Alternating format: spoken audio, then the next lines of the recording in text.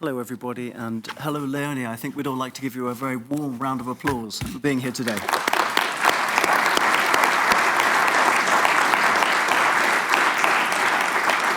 Because we really are very grateful for you coming today to mark this International Day of Commemoration of the victims of the Holocaust, when we remember the 6 million Jews, Roma, and Sinti who were murdered by the Nazis between 1941 and 1945. I'm sure that many in the audience will know you already as the long-standing representative to UN Geneva of the NGO, the International Council of Jewish Women. But today we're here to discuss your experiences of the Holocaust and of the Second World War, the experience of your parents and wider family in the camps and concentration camps. But just as important in your story are the good deeds of so many people who surely saved your life, who you like to call the upstanders. That's a word we'll be hearing throughout this short chat. We'll get to it very quickly, Léonie, but here's a very brief introduction to your story. You were born in Amsterdam in 1938, 3 weeks after Kristallnacht, Night of Broken Glass, which was the nationwide anti-Jewish riots organized by the Nazis. Your German Jewish parents, Ruth and Wolfgang Lesser, or Wolf, I think your father was called affectionately, they called you Lonnie, and apparently you told me that's because you had trouble pronouncing your Christian name, your first name. So Lonnie it was, and they settled in the Netherlands, hoping to be safe from the war that they believed was inevitable. Very dark times. In time, your extended family joined you in Amsterdam too. And after a 5-day battle, however, Holland fell to the Nazis in May 1940, and that military success, which led to many Jews committing suicide, by the way, served as a springboard for the invasion and occupation of Belgium, Luxembourg, and France. So I'm going to let you pick up the thread now, Léonie. Perhaps you could describe how it was living in Amsterdam under occupation. How also did your parents avoid capture at a time when the authorities were rounding up Jewish families just like yours? Thank you, Daniel, for being here today to help me get along this story and make it understandable for those who don't really have an intimate knowledge of what happened in those years. When we were taken out of our home in May 1943, my parents had, and my extended family, as you say, my 4 grandparents, my father's sister and her husband and their little daughter had joined us in Amsterdam, so we were quite a crowd. And even though they considered trying to flee to Britain or elsewhere, it was just impossible to get 12 people on a boat out of the Netherlands, so somehow they all stayed. The razzias happened at night, and for one of my few memories of those days is that in order not to be at home when they would show up to arrest us, we went to sleep at my father's office. I don't really, of course I didn't know where and why and how, but I was told that it was a nice thing to go with Papa and Mama to walk under the sky full of stars, which was a privilege for a little girl who's supposed to be in bed. And so what I do remember vividly, though, that my mother and I spent nights on the big Chesterfield sofa in my father's office, and that my father had no bed and had to sit on a chair while we were sleeping on a sofa. That's one of the very few memories I have. The walks at night, the sleeping in the office, but really not much beyond. Right. And in the morning you used to go home to your home, but you'd have breakfast with your grandparents. So apparently. That? No, right. I don't. Okay. I'm sure it must have been excellent breakfast at my grandparents, but it's maybe quite remarkable that I have this. I do have, of course, some memories, but what I would consider, even as an adult today, the most traumatic events, the fact that we were taken out of our apartment finally and were arrested, it's completely blank in my mind. Okay, so let's try and fill in some of those memories for you. In 1943, all of your relatives in Amsterdam were either denounced as Jews or tracked down by the authorities and arrested. As you say, they came to your house. You remember your mother throwing the meat out of the window, which she'd procured from the black market for your father's clients. But they weren't there for the meat, they were there for you. Exactly. You were taken to a nursery in Amsterdam. You were separated from your parents, who were staying across the way, as I understand it, at the Schouwburg, a very grand building, the Schouwburg Theatre, along with other Jewish adults who'd been rounded up as well, ready for deportation. Right. So I believe you have very specific memories of this nursery, Léonie. Yes, the building where it was housed was a specific, had always been a crèche. Even in Dutch we say a crèche, a nursery, in proper English, I suppose, which was across from the theater. Schouwburg in Dutch is the theater. It was a huge theater with seats, not beds, where all the people who were rounded up from their houses during the night were, I don't know, house is not the word, I don't know, were kept, I would say, until the powers that be decided what to do with each individual one, where to send them, straight to Poland, first to the Dutch camps. And so I think because little children were a nuisance anyway, by definition, they housed us across the road in that nursery. And your mother was able to come and see you? I'm mixing up, as I'm talking now, I'm mixing up the few things I do remember, and I will put that in words, and what I was told. Sure. You were only 4 or so. I was 4, exactly. I was 4 and a few months in May 43. Yes.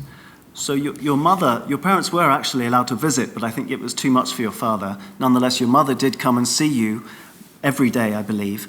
You remember this nursery, the fact that children were sleeping not in a bed as you would expect. That's one of my early memories, and I didn't really know where it belonged. When I was told later about all these little children being packed up when there was not enough room, I imagine, in that nursery, it occurred to me that this funny image I have was not a dream, but that we children were put in the wrong direction on the mattress. Instead of putting lengthwise, we were put horizontally, and so they could put 5, 6, 7 children, little children, on one mattress. My mother was allowed to come and see me every day. She told me later that my father just couldn't face it. So she came by herself.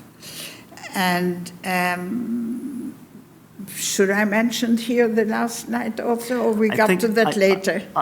Let's just do that in a little bit, if that's okay. But because before that last visit, well, certainly at the time of that last visit, I should say, your parents were then taken away. They were deported to the detention camps of Holland, as you mentioned, Voigt and Westerbork.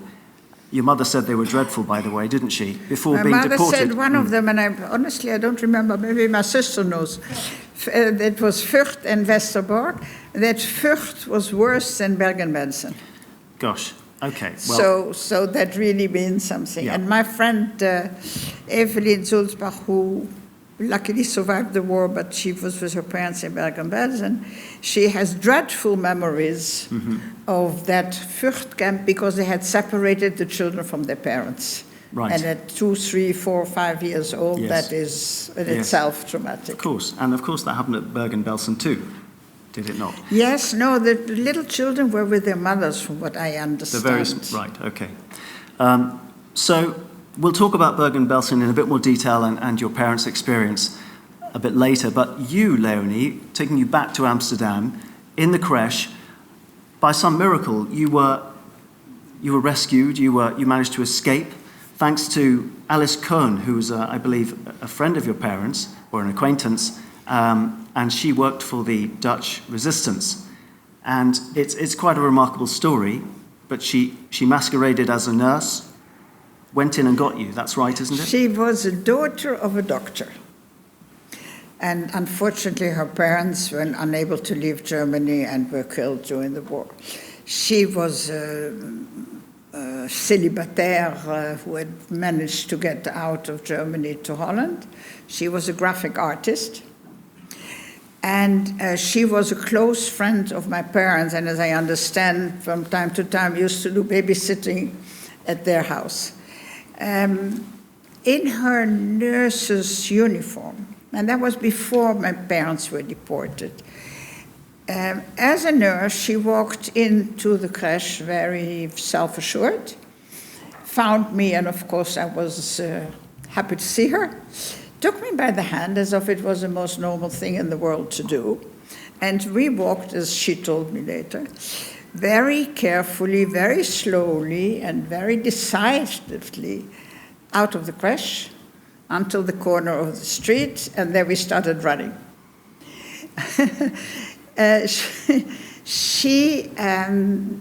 It was a remarkable woman, really, and as you say, the term of upstanders, and as I think I mentioned before to you, when I talk, which has happened a few times already, about the war, my personal experience, my family's experience, the historical background in Holland, I always try to emphasize the upstanders, and I do like the terminology, which is relatively recent.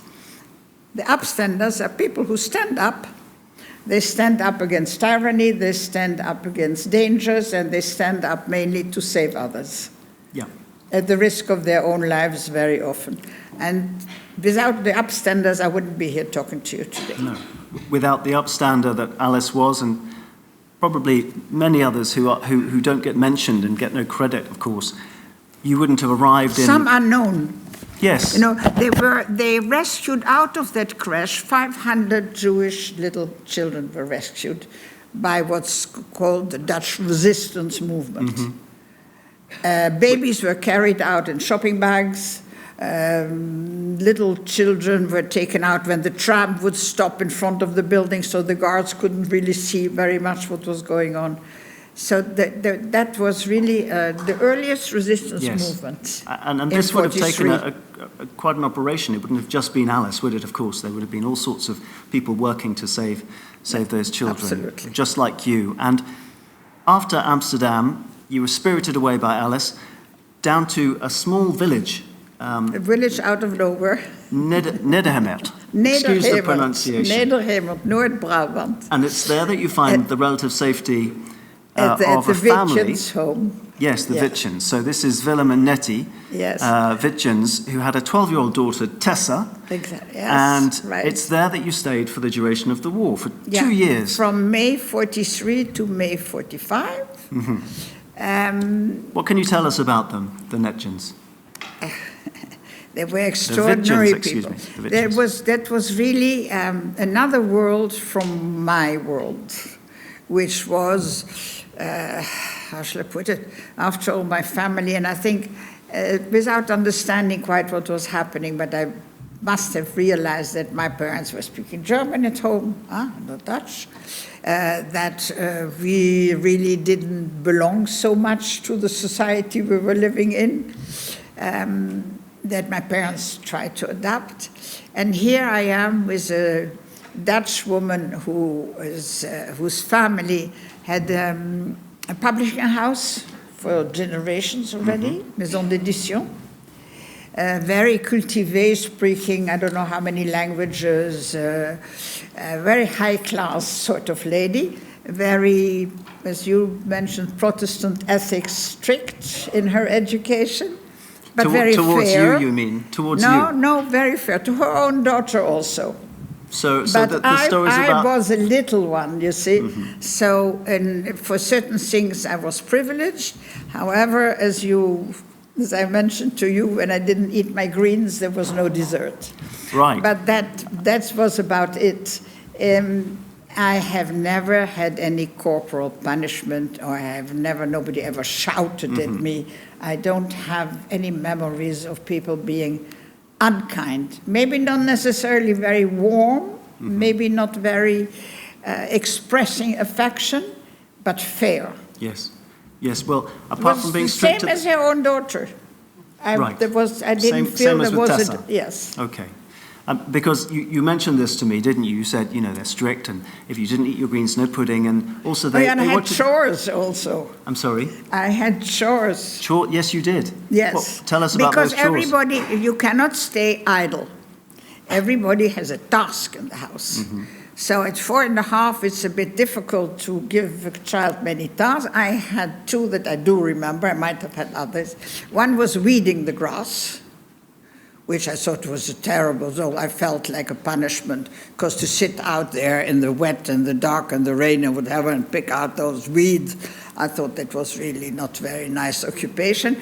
But picking up the eggs from the chicken coop, that was much more interesting. Yes, I'm sure. It was also my task. And you enjoyed it because there was also a very friendly pig there, wasn't there, who you became very close to, and you wrote about in your thank you letter to the Wittgens before you yes, it's true. went for I forgot that I to told be you that. reunited I with your showed you parents. that letter. Yes. That's right. That's the letter when I finally left for Palestine to be united with my parents. So by that time I was 7.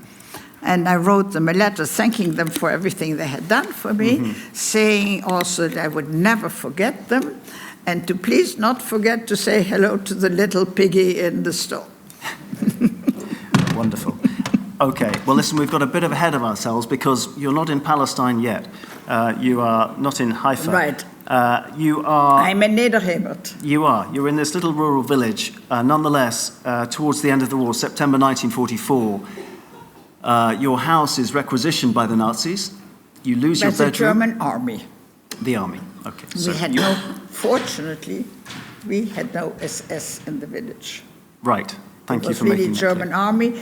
It was a time of the Battle of Arnhem. There was a famous film, which only people my age know about, which was called A Bridge Too Far, about the battle at Arnhem, where the Allies really lost a huge amount of soldiers, and the Nazis won. And so the bridge too far was a bridge over the Rhine River. The south of Holland had been liberated. The Germans were trying to cross those bridges of the big rivers, where the Allies thought they could stop them, but they couldn't. And so the northern part, where Paris, Brussels, the south of Holland were already liberated in the summer of 44. This Battle of Arnhem took place in September 44, and the northern part of Holland remained occupied until May 1945, yes. Which was a very bad year. It must be very winter. Tough. Very tough, because your house was requisitioned, wasn't Our it, house as I said? was requisitioned. I think they thought we had a nice house. We did have a nice house. It was a country house. Maybe I should add that the Wittgens family, he was a painter. Very poor background, 11 children or something like that.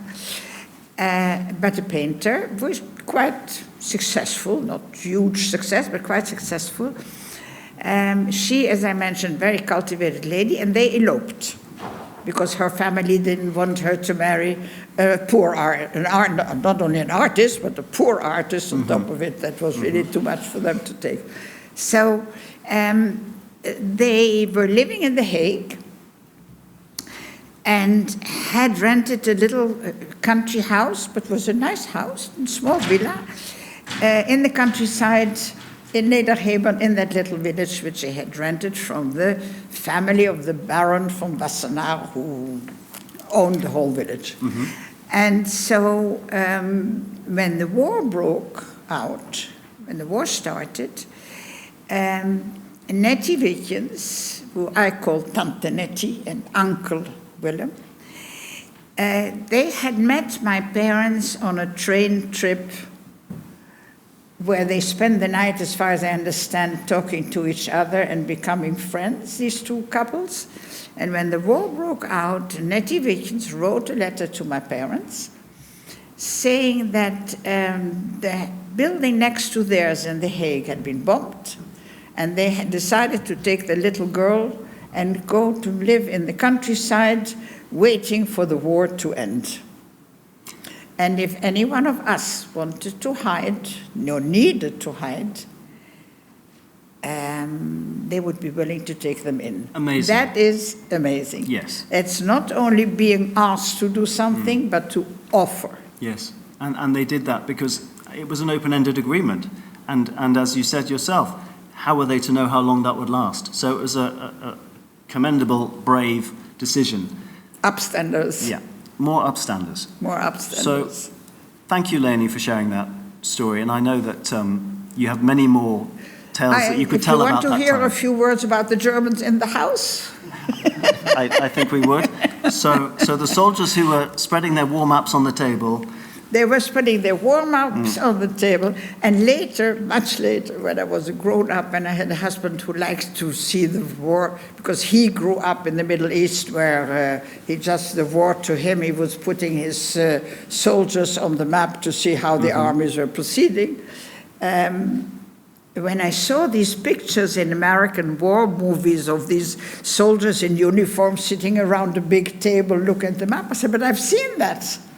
And realized it was our kitchen table. Mm-hmm.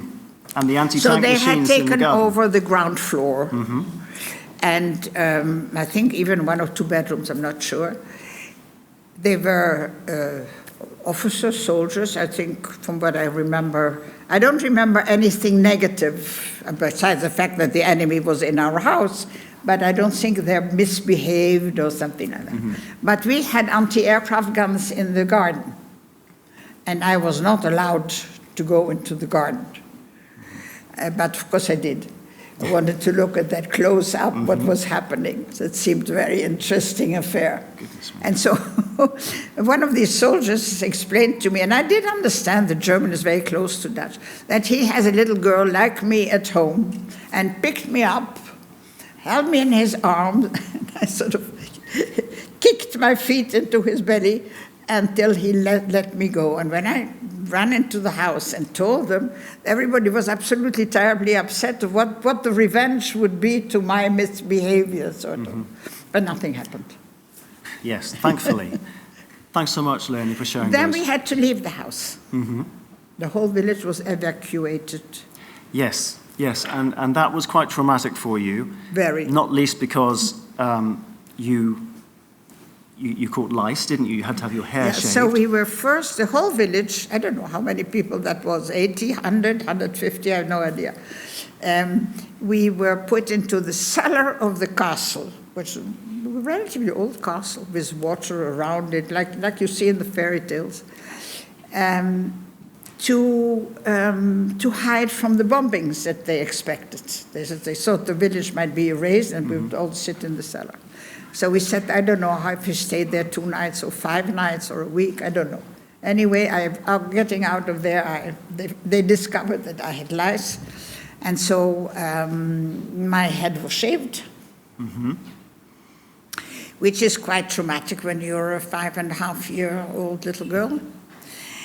And though they made me a little bonnet. And we were then put into a farmer's house who were happy to rent us, I think, 1 big room, and where we all 5 of us slept on the floor, because we had the Wittjens, Tante Nettie, Uncle Willem, Tessa, their daughter, me, plus another Jewish girl they had taken in who was older. She was 16, 17 when they had taken her. It was a Jewish girl from Amsterdam also. And Noemi. And she was in the war with us. Yes. So you had, this is towards the end of the war. Meanwhile, your parents in Bergen-Belsen maybe we could just talk about them quickly now, because they were surviving, and I think that's about the long and short of it. Your mother's book, she wrote about this in detail. She wrote about the separation of men from women and children from their parents, she says. The cold, the filth, the lack of food, the dehumanizing attitude to those held there. And you recall that your father weighed just 35 kilograms in January 1945. And presumably, if he'd stayed there much longer, he wouldn't have survived. Exactly. Amazingly, another miracle, your parents managed to leave the camp along with, 600 others who had these fake Paraguayan, well, they're real Paraguayan passports, but they were blanks, and they were procured by the Polish embassy. In Bern. I'm sorry? In Bern. In Bern, yes, right. So these passports finally saved 2,000 people. I mean, it's an incredible act of bravery, more upstanding activity here. What more can you tell us about this Passports for Life initiative? Because really... We had an exhibition at the UN about the passports of life, I think in 2019. You were just saying you helped organize an exhibition here at the Palais in 2019, and I think we'll see those photos on the screen, which are popping up here and there. So tell us more about this Passports for Life initiative. Oof. And perhaps I'll try and I know do that and be brief. But maybe the fact also that I'm looking at the watch there, and I have no idea how much time we have left. So maybe someone should tell me. I think we still have the audience with us, Léonie. So I think we'll keep going. We'll plow on. But maybe we could. I should say that there were two sets of these passports because the first set went astray. Right. The first set was astray. It went astray, and had been sent to an travel agent, an Italian travel agent. Don't ask me why. That's the story my mother tells. And that travel agent had been raided by the Germans, and the passport disappeared. The second bunch was sent by courier. The story of these passports is complicated in the sense that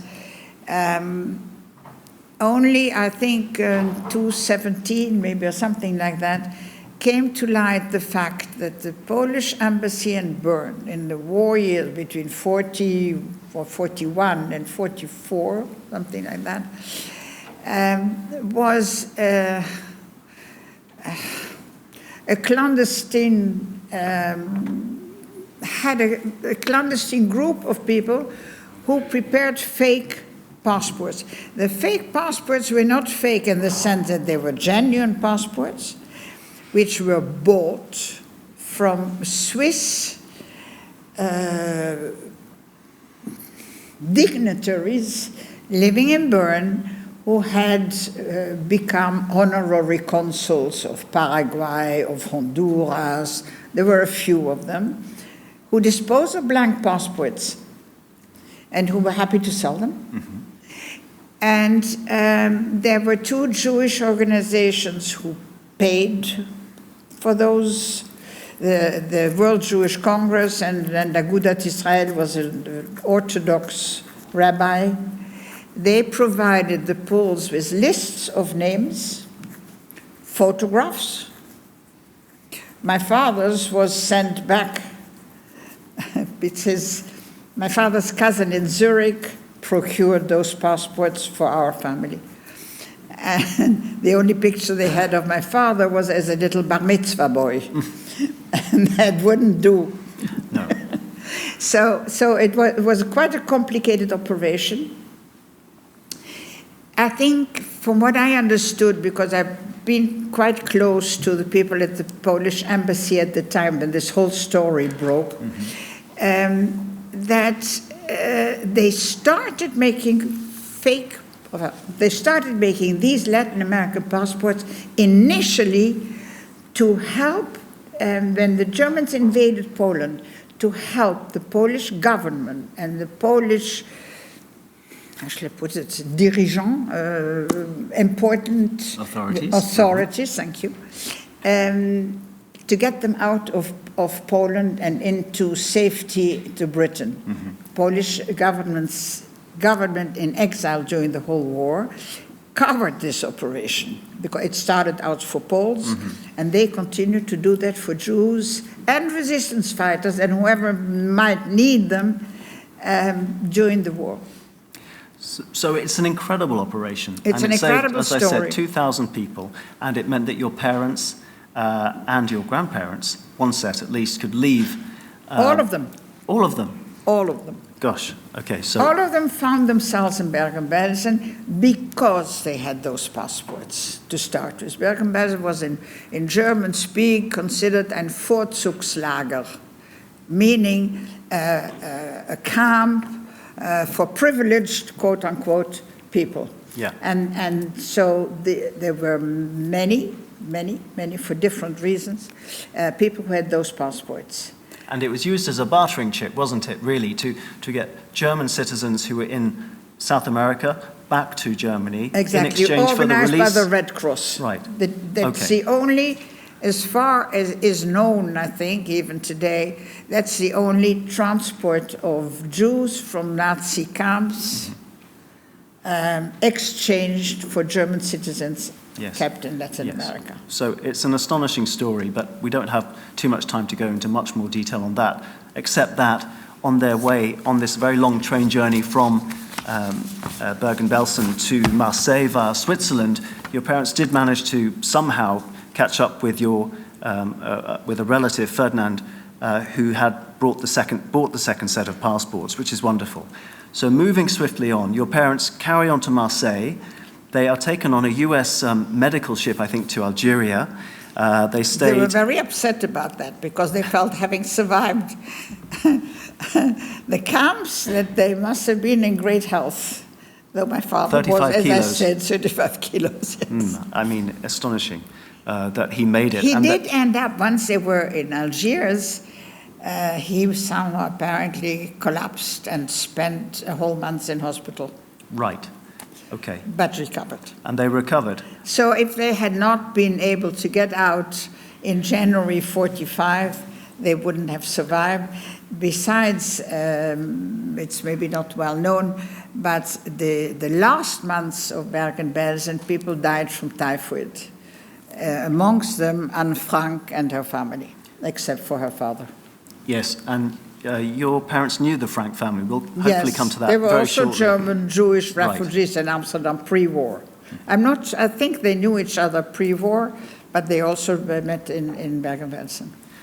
So your parents are recovering in Algeria. They in the sunshine. Yes. Eating oranges, dates, bananas, and my mother and her sister-in-law, my aunt, went to the hairdresser.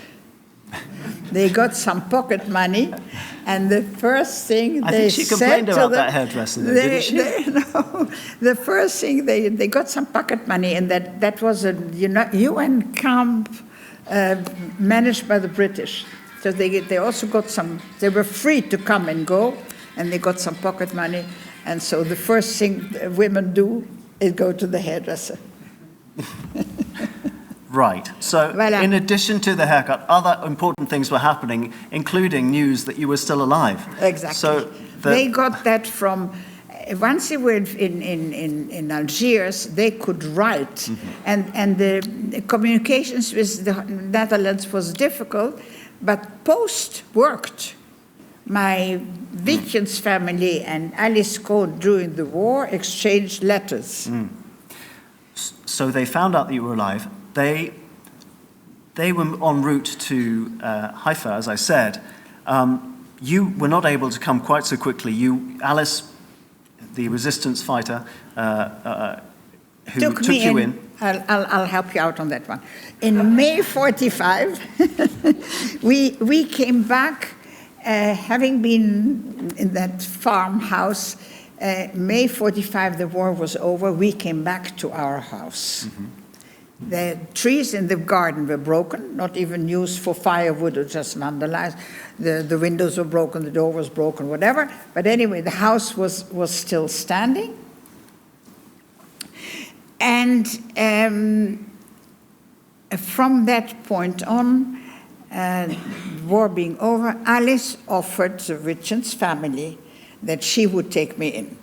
she figured that they had done whatever they had to do for 2 years, and it would be about time that... Yes. So she took me in, and I lived with her several months until my grandparents, who were also in Algiers, came back to Holland and took me in. My parents went to Palestine with my father's mother and sister. My mother's parents went back to Amsterdam, where they had 2 sons Yes, who had survived the war. And before we get back to Amsterdam, let's just talk quickly about the when you were reunited with your parents, because I think obviously the trauma, there must have been huge trauma for you separated from them a long time ago, and there are stories of you sitting on the riverbanks in the village, looking at the boats on the river and wondering perhaps if one of them contained your parents. But they didn't, of course. But you did manage to get to Haifa via Egypt, where you tasted bananas and did particularly like them, I think. And then you got there. Pyramid. You got there, and you were afraid. And we've got photos here which show you as a little girl. You'd had your head shaved. I think the hair had grown back by this time. The bonnet had served its purpose. But you also had 2 new big front teeth, didn't you? So you'd lost your milk teeth, and you had 2 big front teeth, and you were worried that they wouldn't love you.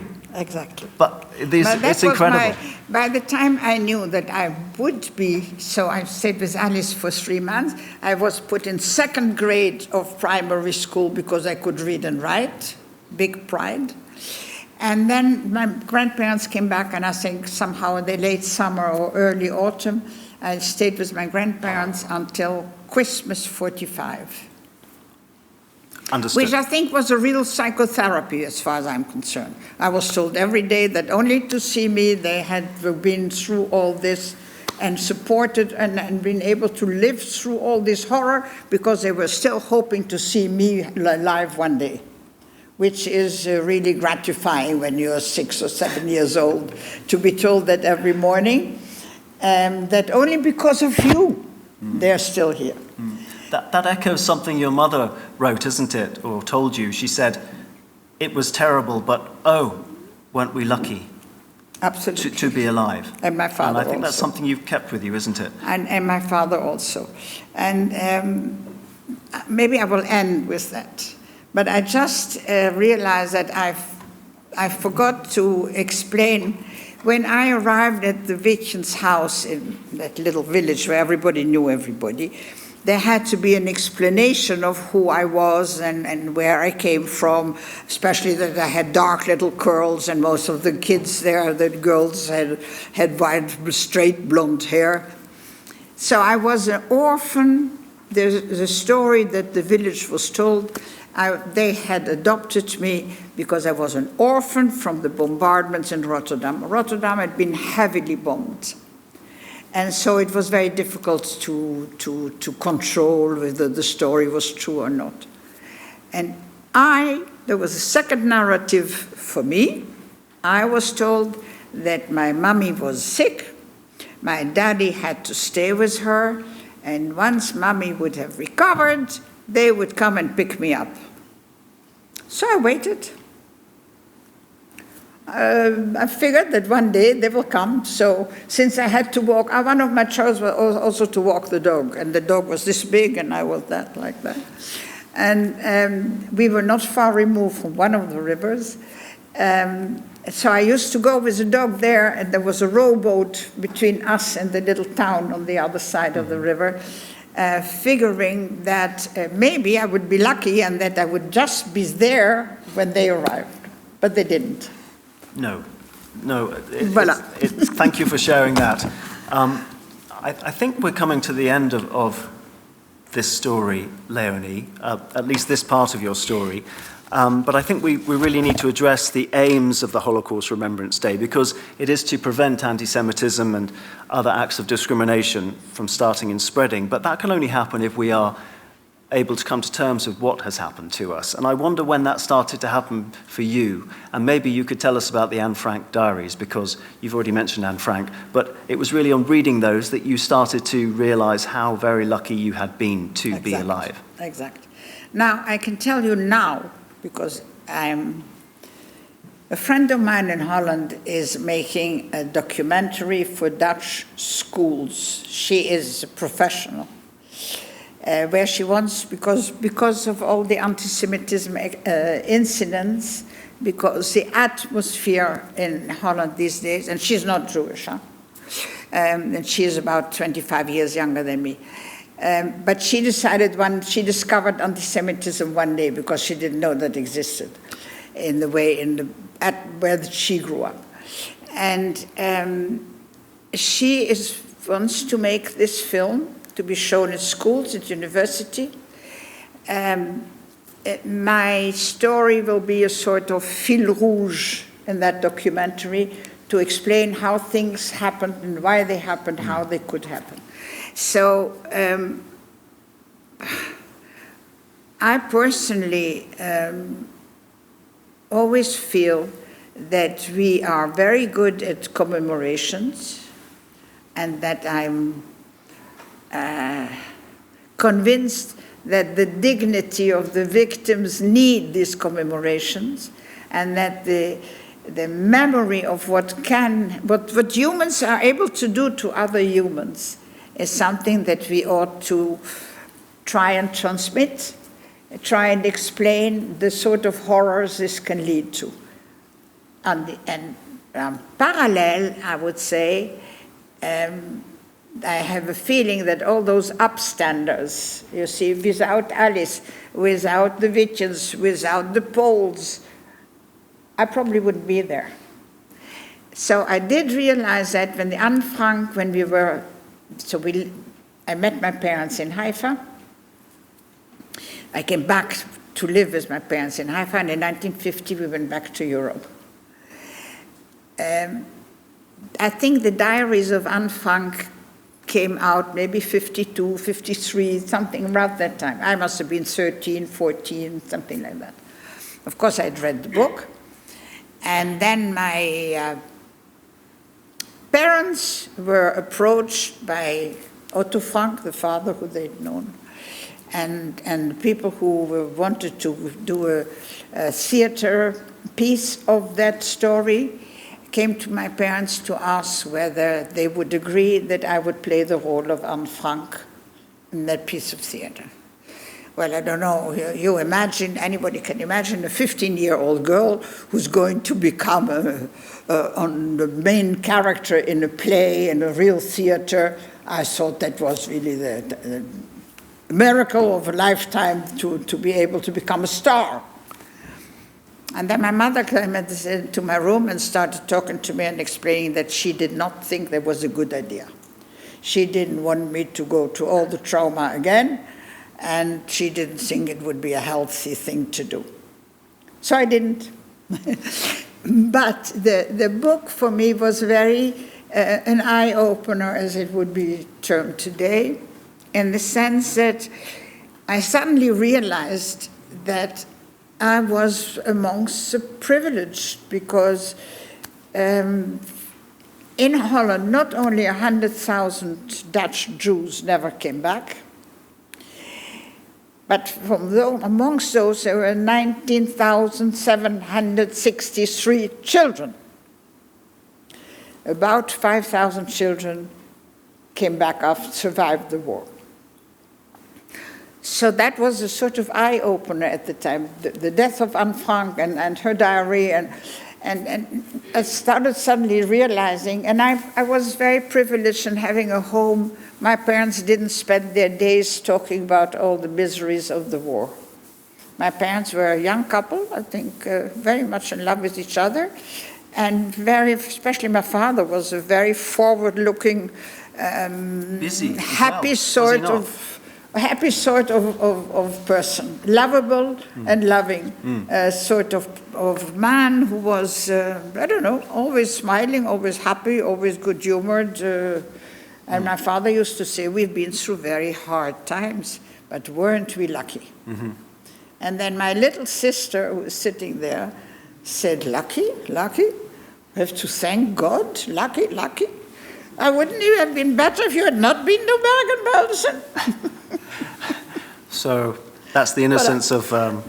So I think the upstanders really need to be remembered, need to be honored, and also constitute a role model for our younger people. Yes. That it's not a fatality. Right, and that's something I hope that we've emphasized today. My final question to you, Léonie. I know it's been really wonderful hearing your experiences and memories, and it's important that we do so.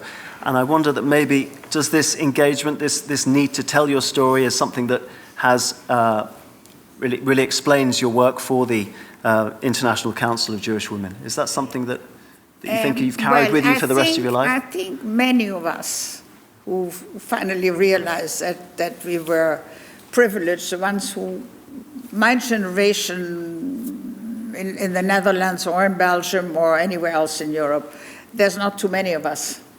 So I think I very early was conscious of the fact that I ought to give something back to society. I wasn't supposed, statistically, I wasn't supposed to be there. So giving something back to society is like, well, I don't know, trying when the opportunity arises to do something, some good deeds. I started off in that type of career with working for Soviet Jewry in the 70s and Soviet dissidents. And when I arrived in Geneva, I was by friends asked to join the International Council of Jewish Women as a representative. We are trying to give Jewish women a voice within the NGOs, community and civil society that is living around this building. And the motto of the International Council of Jewish Women is basically upholding human rights with an emphasis on women and children, dignity, equality, and tikkun olam, as you said you wanted me to explain. Tikkun olam in Hebrew means repair the world. So as in our little capacities, we try to repair the world. I'm trying to, within the NGO community and sometimes in interaction with governments, to present our views and our demands and give the feedback to my organization. Léonie de Picciotto, we're going to have to call it a day there, but thank you so much for sharing so many memories, and it's lovely to see you with so many of your friends here and your family. Naomi, your sister, born in Haifa in 1950, I believe. So 49. It's a really special occasion, and thank you. I think we'd all like to lend a hand, and thank you for coming again. I'm not finished. Sorry, Léonie says she hasn't finished. I just want to add a few words. I want to say a great thank you for Danielle having done the homework in such a way that this whole presentation made things easy for me. I want to thank the UN for inviting me. And I want to thank my family, who is very well represented, though some of them are working today, though couldn't be here. My friends, one of my colleagues from ICJW who came from Zurich especially, and Ingrid who works with me here, my son Michael, my sister Naomi, to be here today. I'm really very grateful. And last but not least, I would say that I am one of the lucky children whose parents, grandparents, uncles, and aunts survived the war. That I was, the trauma sort of was diminished by the fact that there's of course a trauma when you, at 4 years old, you're taken away from everything that was your life before. But I had parents who were very positive, who wanted to build their lives, who wanted to build the country of Israel also. It somehow didn't work out quite as they had hoped. But I do really feel that in spite of what happened to me in my childhood, I've been very privileged. I had a lovely husband, and I have wonderful children and grandchildren, and very, very good friends. Thank you.